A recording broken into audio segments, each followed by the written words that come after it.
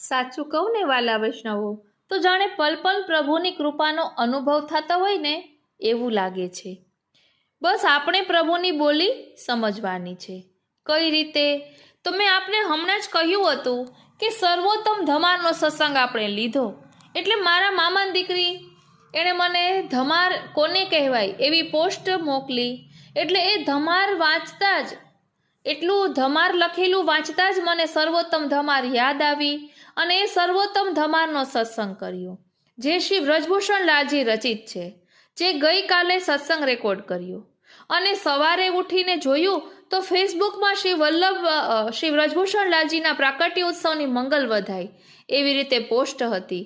તો એટલો આનંદ થયો કે મને તો ખબર પણ ન હતી, છતાં પણ આપણે ધમારના રૂપમાં એ સત્સંગ કર્યો. અને પછી એ બ્રજભૂષણ લાલજી રચિત સર્વોત્તમ સ્તોત્રને વ્યાખ્યાનો સચિત્ર ગ્રંથ બિરાજે છે.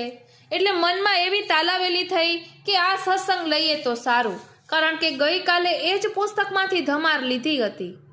એટલે મને એમ થયું કે આ લેવાય તો સારું, અને તે આપણે સત્સંગમાં લીધું. એટલે જાણે એમ થાય કે પ્રભુને શું શ્રવણ કરવું છે એ એક પછી એક સ્ટેપ બાય સ્ટેપ સંકેત કરી જ દે છે.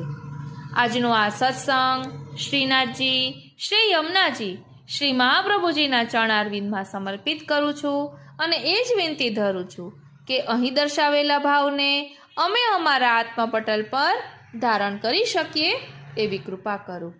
વાલા વૈષ્ણવો, સર્વોત્તમજીનું ધોળ આપણે બોલીએ છીએ, ભલે પ્રકટ્યા શ્રી વલ્લભદેવ, એ પણ શ્રી બ્રજભૂષણજી રચિત છે, જે આપણે અગાઉ લીધેલું છે. બોલો શ્રી વલ્લભાધીશ કી જય. તો જરૂરથી કોમેન્ટ બોક્સમાં જણાવશો કે આપને આ સત્સંગ કેવો લાગ્યો. જય શ્રી કૃષ્ણ.